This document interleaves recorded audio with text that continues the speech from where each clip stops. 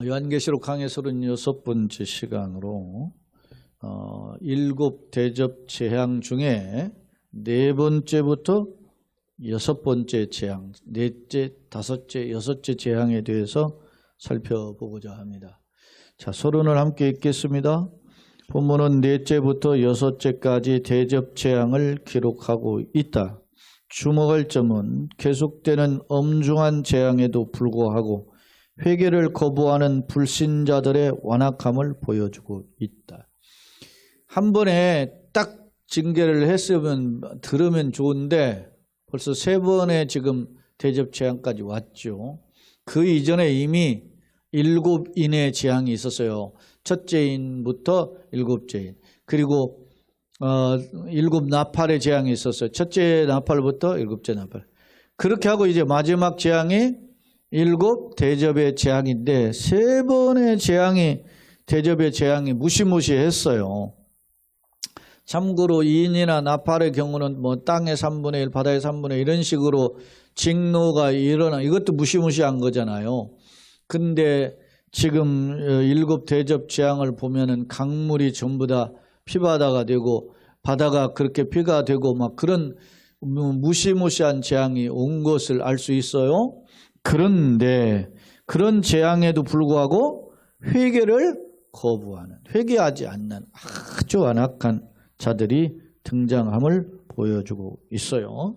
자, 이러한 때 그러면 사탄은 어떻게 발악하는지 봅시다. 오히려 자신의 세력을 결집하여 대항하려는 사탄의 최후의 발악을 보여주고 있다. 사탄의 자기 세력을 결집해서 발악하는 모습인데 예를 들면 사탄에게서 나온 더러운 영이 전쟁을 위해 세상 왕들을 아마겟돈이라는 곳으로 모은다는 점이다. 그랬어요. 웃자고 하는 소리지만은 마지막 날에 일어난 것은 아마 뭐 때문에 일어나요? 겟돈 때문에 아마겟돈. 아마겟돈이 마지막 최후의 전쟁터를 가리켜요. 뒤에 이제 교재도 적어놨지만 이 아마겟돈은 히브리어로 작은 무깃도 뭐 이런 식으로 표현하기도 하고 무깃도의 산 이렇게 번역이 되기도 해요. 근데 이스라엘의 역사 속에서 보면은 이 무깃도에서 전쟁이 많이 일어났어요. 여러분 잘 아시는 요시아 왕이 죽었던 자리도 무깃도 전투 아니겠어요? 그러니까 이 무깃도는 그런 어떤 전쟁터의 길목에 있는 그런 산임을 알 수 있어요. 그런 곳으로 전부 다 모으는 거예요. 아마겟돈으로 모아서 하는데 이 사탄이 소위 세 거짓령, 세 가지 세 부류를 상징하는데 그 부류들을 모아가지고 이제 하나님의 맞짱을 뜨고자 상대가 안 되죠. 사탄이 아무리 발악을 해도 중과 부적이죠. 하나님께 대항할 수 없는 존재임에도 불구하고 이런다. 왜 그래요? 마음이 완악하면 강팍하면 양심에 불도장을 맞으면 이런 발악을 하는 것입니다. 이런 교활함과 무지함의 교치. 교활함죠. 그 다음에 무지하니까 그런 거죠. 사탄이 가장 똑똑한 것처럼 보이잖아요. 그런데 사실은 알고 보면 가장 무지하는 거죠. 영적 무지의 극치의 모습을 보여주는데 그 내용을 한번 살펴보고자 합니다. 자, 네 번째 대접 재앙입니다. 8절. 넷째 천사가 그 대접을 해에 소돔에 해가 권세를 받아 불로 사람들을 태우니 이게 이제 우리가 표현으로 보면 하나님의 진노의 대접을 해에다 쏟으니까 해가 막 이제 그 불로 막 그 불이 터져가지고 막 불바다가 되는 그런 식으로 보여지는 현상이 나타나는 거죠. 아마 해가 우리가 요즘 우주적인 상황으로 보면은 태양의 표면 온도가 6,000도라잖아요. 6,000도. 근데 그런 데서 막 그냥 불꽃이 튀어서 지상으로 쏟아진다? 이렇게 생각해 보면 무시무시한 환란임을 알 수 있어요. 사람들이 크게 태워지는, 크게 태양불에 이제 태워지는 겁니다.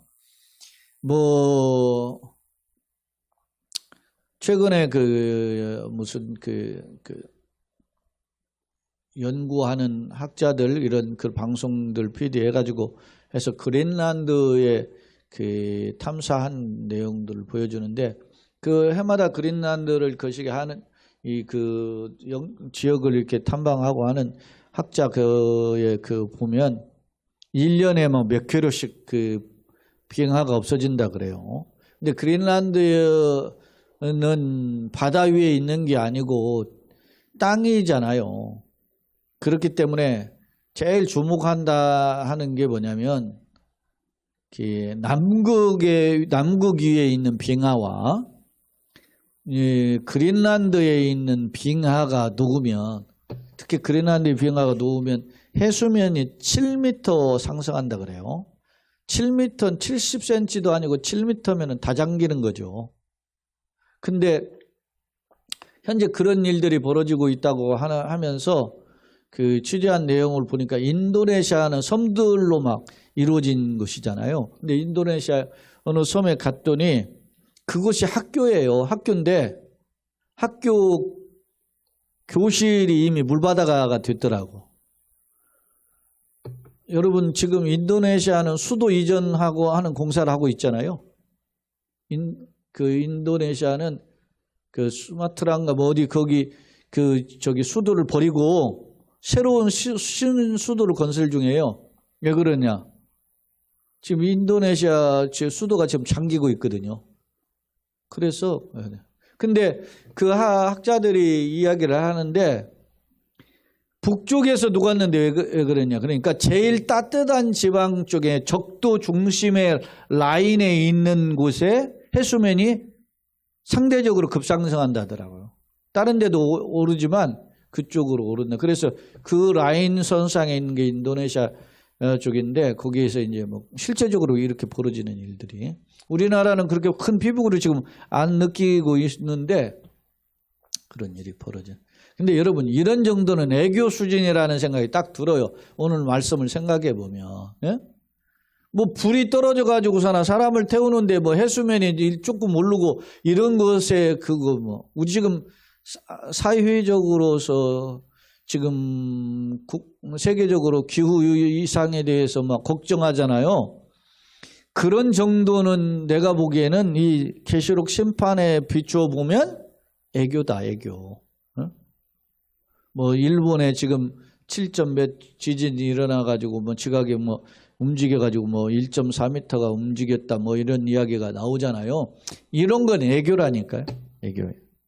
자, 크게 태워진지라 9절, 이 재앙들을 행하는 권세를 가진 하나님의 이름을 뭐 합니까? 비방.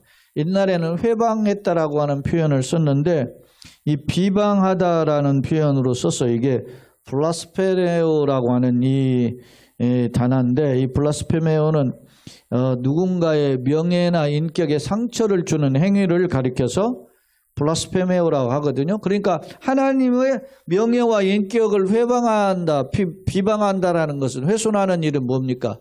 신성 모독의 발언을 하고 그렇게 하는지 발악을 하는 거죠. 여러분 이런 일들이 벌어지면 누군가는 꼬리를 내려야 되잖아요. 안 내려요. 우리도 지금 보잖아요. 살짝 샘플을 보는 거예요.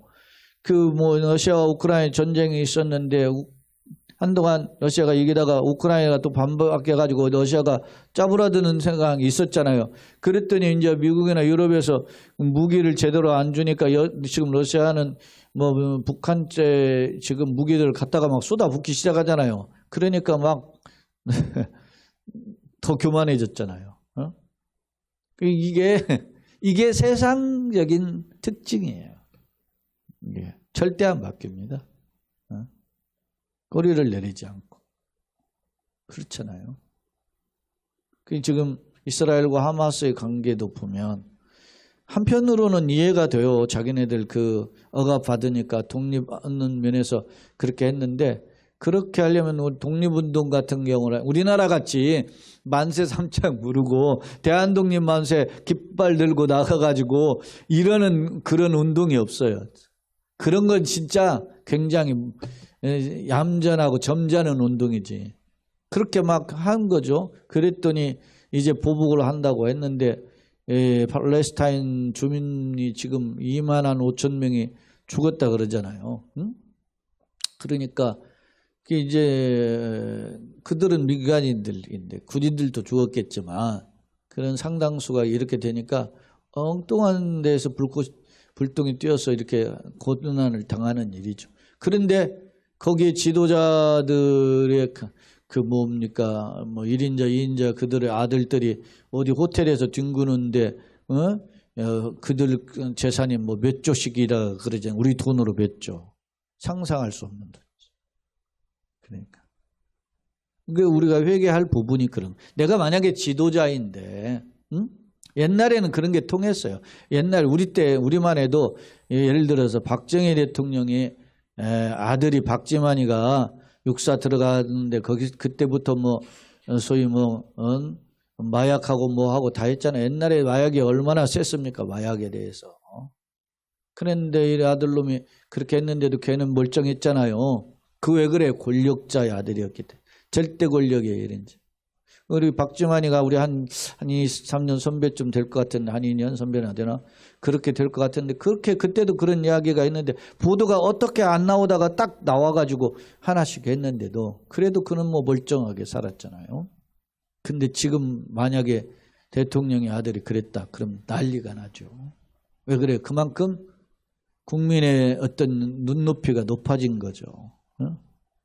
통치자의 자세가 이게 세상에 대한 하나의 그 소위 바로미터예요.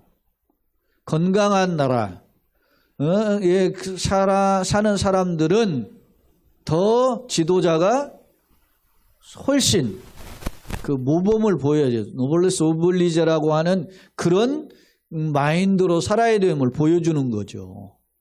무지한 나라는 철권 통치를 해도 뭐 그럴 수 있다 뭐 이런 식으로 하잖아요. 그런 것들을. 근데 그런 게 아님을 알 수 있어요. 자, 이야기가 확대됐는데 사탄이 발악을 해요. 그런데도 그 발악하는 것이 잘못됐다라는 것을 알고 지적해야 되는데 뭐야 오히려 극으로. 예? 저도 어제 제가 인터넷 검색해서 이렇게 성경 구절과 관련된 것들을 하다 보니까 어느 하나 딱 썼는데 뭐 정명석 선생님 때문에 행복합니다. 뭐 글이 하나 올라온 게 있더라고. 어느 블로그에 보니까. 그랬더니 그 밑에다가 댓글 달았는데 2명인가 또 달았는데 저도 동감입니다 하고 미쳐 돌아가는 인간들이 있는 거야. 그게 그 사람들이 글 올리는 시기를 보니까 2020년도, 2021년도에 올리고 댓글 달고 그랬더라고 보니까. 참. 내가 교회 관련된 것들을 검색해보는 그 뭐 내용들이 정보가 필요해서 쳐보면 엉뚱한 것들이 올라온 건다니까. 이런 시대에. 자, 하나님의 이름을 비방, 신성 모독하며 또 뭐하지 않고 회개하지 않고 이게요 소위 반복돼요. 자 9절에도 있지만 11절에 나오거든요. 자 하나님의 이름을 비방하며 또 회개하지 않고 주께 영광을 돌리지 아니하더라. 역사는 누가 일어나요? 하나님이. 그런데 그 역사의 능력을 목격하고도 어떻게 해요? 하나님께 회개하지도 않는다. 오히려 하나님을 비방한다. 그런 모습. 이게 아주 완악한 모습이죠. 자 이제 두 번째로 이제 10절 또 다섯째 천사가 대접을 짐승의 왕자. 짐승의 왕자는 두 짐승이 있었죠. 하나는 바다에서 올라온 짐승, 하나는 땅에서 올라온 짐승이 있어요.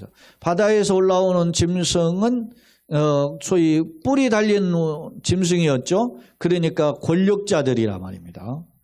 그리고 땅에 올라온 짐승은 뭡니까? 교활한 거로 장사치 못하게 하고 첫 번째 짐승에게 절하게 하는 뭐 이런 철학과 경제를 주물럭거리는 짐승임을 알 수 있죠. 그런 곳에 다시 말하면 권력과 철학과 어떤 사상 종교 이런 경제 이런 곳에 이제 그 진노에 뭐가 쏟아져요. 대접이 쏟아지는 거죠. 5번째 대접이. 쏟아지니까 그 나라가 어떻게 돼요? 어두워지면.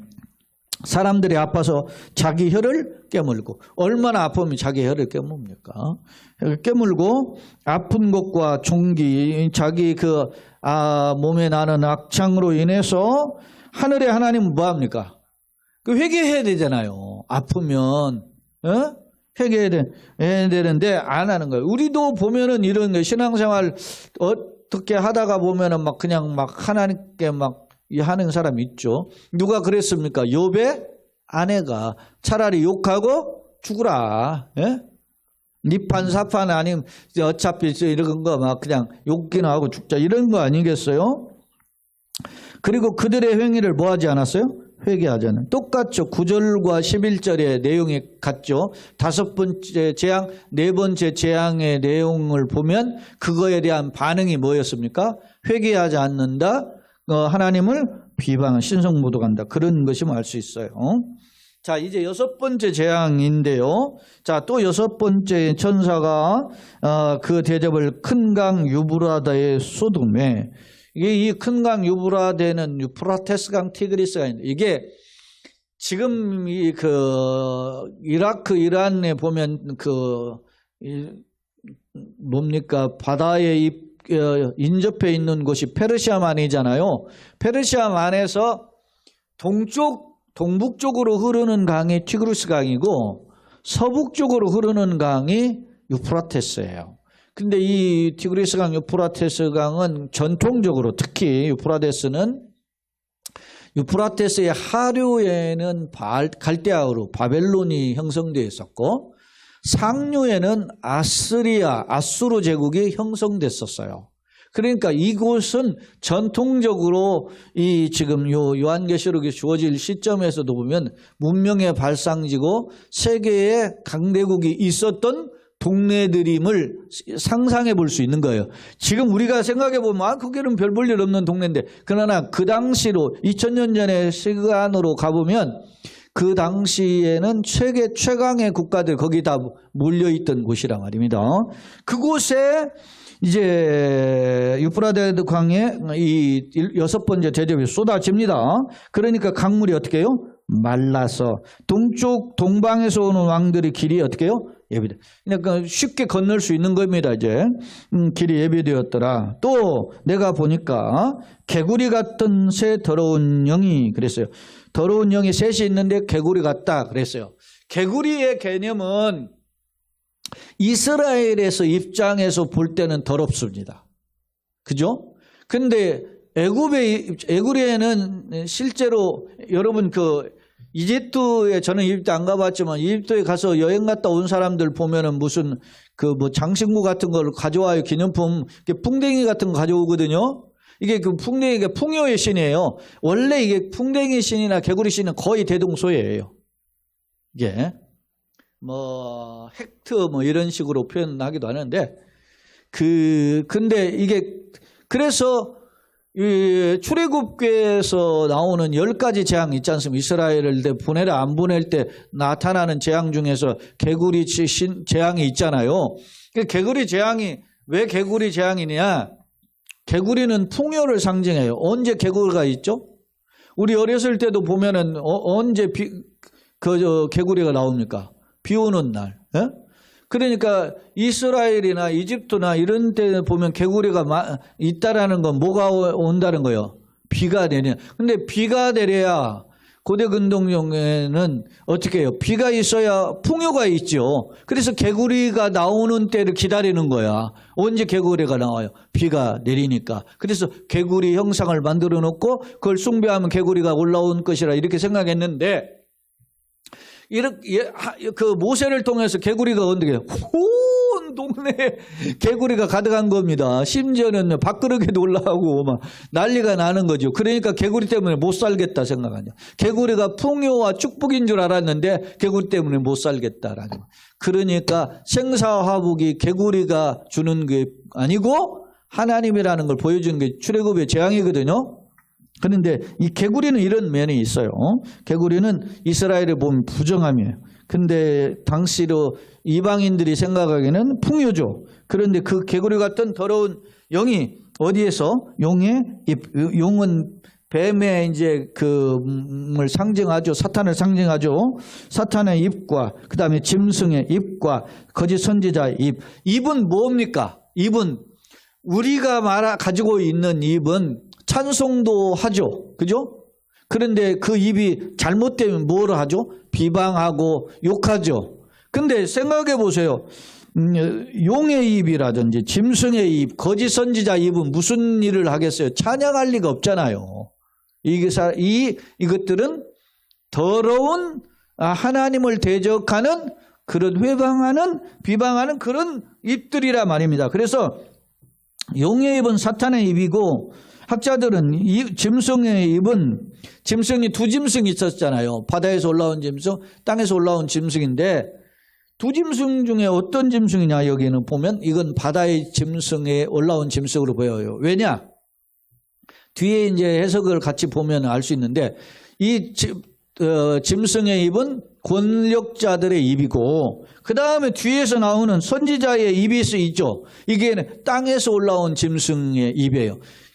이게 거짓 선지자의 입은 뭐였어요? 땅에 올라온 짐승은 뭐였습니까? 철학으로 그 교묘한 말로 속임수를 하고 그리고 상거래를 교묘하게 자기가 666 마크를 막고 매매하게 하고 하는 짓을 하잖아요. 그런 짓을 하는 겁니다. 지금 용의 입, 짐승의 입, 거짓 선지자 입에서 뭐가 나오냐? 새 더러운 영이 나왔다. 거짓 영이죠. 죄악의 영이. 근데 14절 그걸 평가하기를 그들은 귀신의 영이다. 이렇게 해요. 그러면서 귀신의 영인데 이적을 행하며 온 천하의 왕들에게 가서 하나님 곧 전능하신 이의 큰 날이 있을 전쟁을 위하여 그들을 오다. 막 거짓으로 교활하게 말을 하고 이적을 행하는 표현을 하고 하면서 끌어모읍니다. 누구를? 세상의 모든 왕들 자기 졸개로 삼아서 다 끌어모으는데 어디로 모아요? 앞서 말하자는 아마겟돈으로 모으는 거죠. 모으는데 그때 자 15절에 이제 우리에게 주는 약속에 요한계시록에 보면 복이 있다라는 표현이 7번 등장하는데 그 중에 하나예요. 어떤 자가 복이 있는가 보십시다. 같이 읽어볼까요? 보라, 내가 도둑같이 오리니 누구든지 깨어 자기 옷을 지켜 벌거벗고 다니지 아니하며 자기의 부끄러움을 보이지 아니하는 자는 복이 있도다. 자, 보라, 내가는 예수님이죠. 메시아의 재림하시는 약속이에요. 도둑같이 예측 불허로 올 것인데 누구든지 깨어. 자, 도둑이 주로 언제 와요? 밤중에 오죠. 밤중에 오는데 그때 잠자고 있을 때 훔쳐가려 오는 겁니다. 근데 주님이 올 때 자기 깨어가지고 자기 옷을 지켜서 옷 뺏기지 않으라고 여러분요. 그 당시에는 옷이 이불이고 외출복이고 그런 거죠. 그 옷 뺏기는 순간 뭐가 돼요? 벌거숭이가 되는 거죠. 벌거벗지 아니하며 자기의 부끄러움을 보이는, 자기 하체를 드러낸다는 거죠. 옷이 이불을 덮었는데 이게 빼앗기니까 덮을 게 없잖아요. 가릴 게 없는 거예요. 그런 자는 뭐가 있다? 복이 있다. 그러니까 다시 말하면 심판의 재림주로 오시는 주님 앞에 자기의 수치를 드러내지 않는 자가 뭐가 있다? 복이 있다. 그러니까 주님을 사모하는, 여전히 이런 막 교활을 하고 막 발악을 하면서 대적을 하고 하나님을 비방하고 이런 시기에 자기는 주님의 재림을 바라보는 자가 뭐다? 복이 있음을 이야기하고 있는 겁니다. 외로운 거죠. 이런 때일수록 더 외로운 거죠.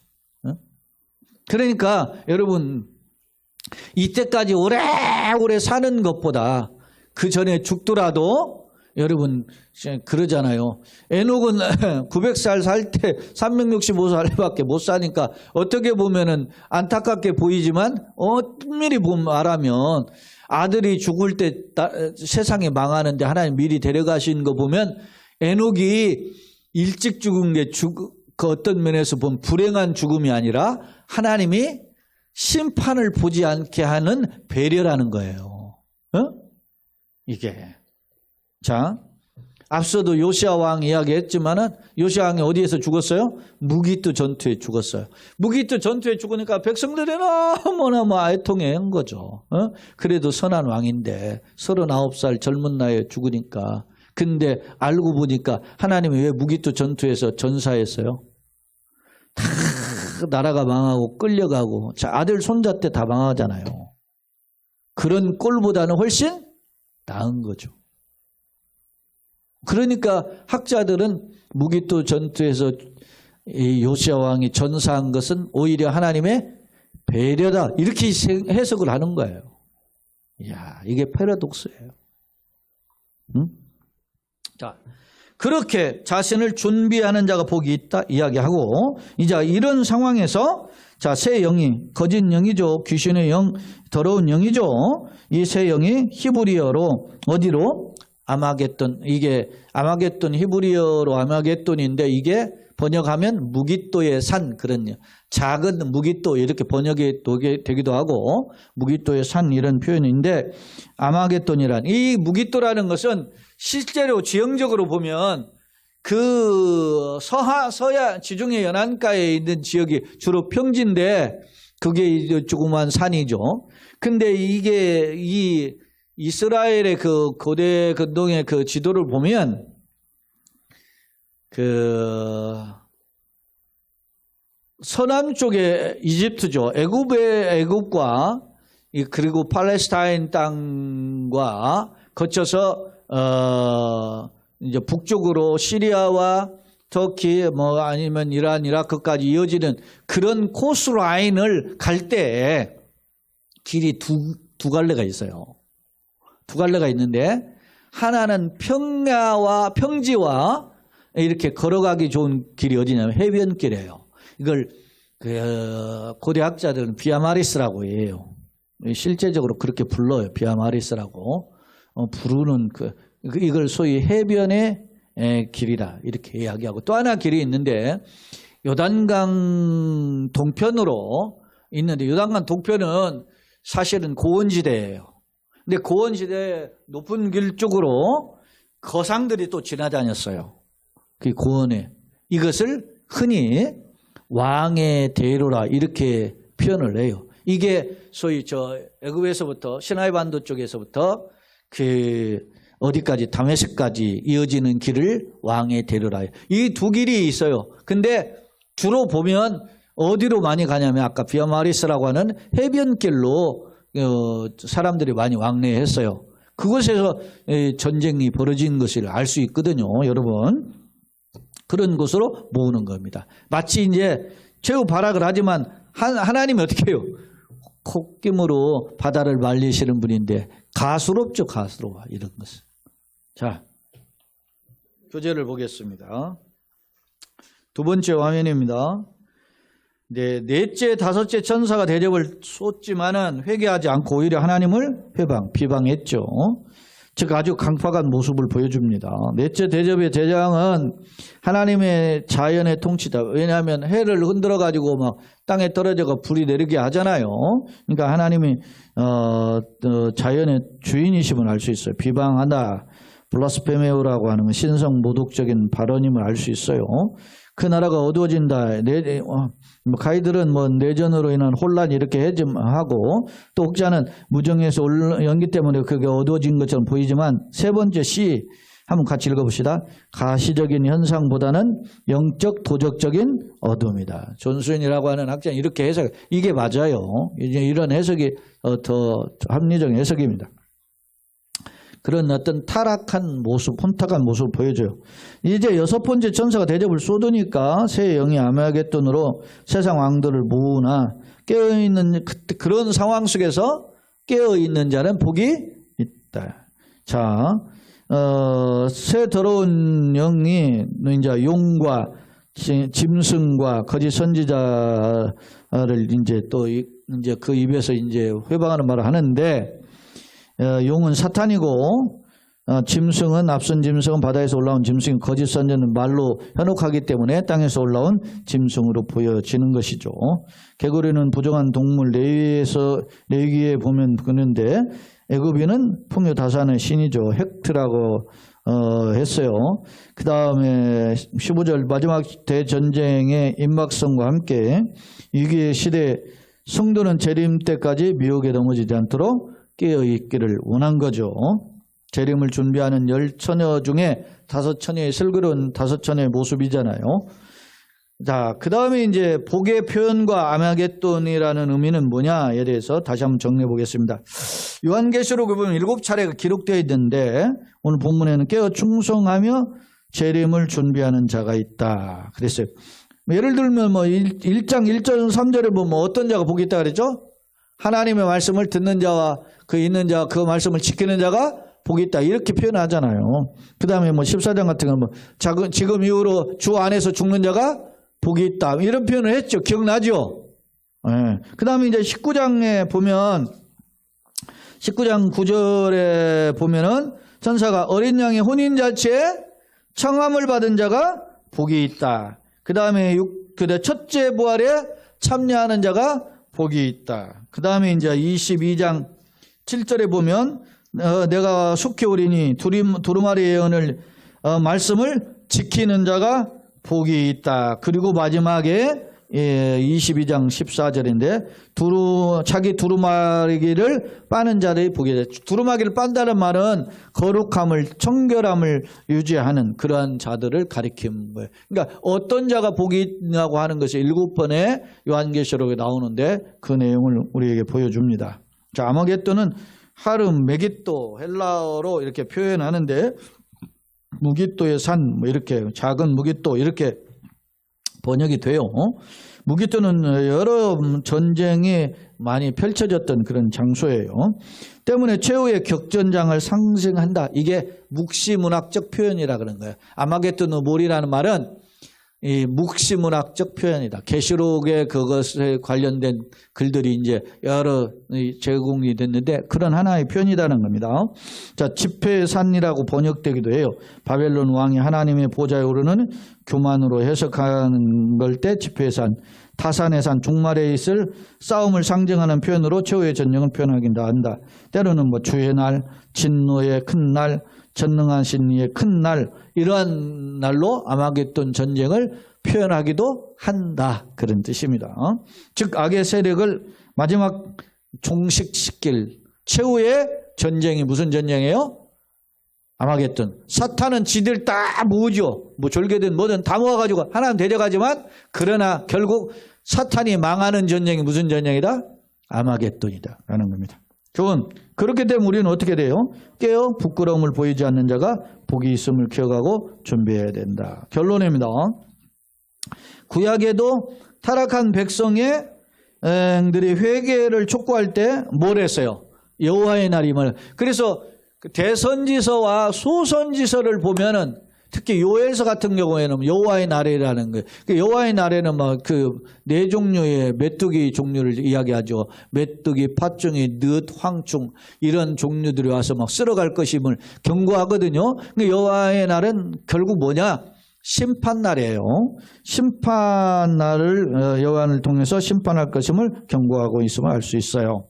주목할점은 주의 날, 이 심판날인데 이 날은 이중적 성격이다. 뭐의 이중적일까요?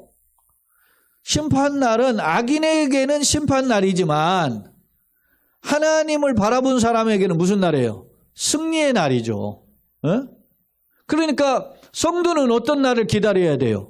여호와의 날, 심판날을 기다리는 거예요. 악인들은 여호와의 날을 피하고 싶죠.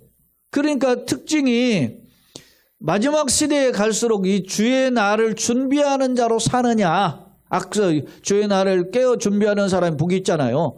그런 자로 사느냐 아니면 그냥 주의 날이 있는지 없는지 그냥 마음대로 사느냐, 그 두 갈래 길로 나눠짐을 보여줘요. 이게. 자, 이중적 의미는 그런 겁니다. 예컨대 대적자에게는 심판의 날이지만은 성도에게는 승리의 날이라는 점이다. 안타깝게도 어리석은 사탄은 뭐예요? 졸개들을 모아서 총체적으로 하나님께 대항하기 하며 성도를 핍박하지만은 최후 승리는 누구 있어요? 주님께 있으며 준엄한 심판이 행해진다. 소위 말하는 백보자 심판, 흰 보좌에 앉으셔서 거기에서 심판하시는 심판을 순위 백보자 심판이라고 하죠. 나는 무엇을 바라보는가? 깨어있음을 통해 도둑같이 오시는 예수님의 재림을 맞이할 복된 신부들로 자신을 준비하자. 그렇습니다. 이게 신랑 되신 예수님을 맞이하는, 재림주이신 예수님을 맞이하는 그러한 성도의 삶을 성경은 교훈하고 있습니다.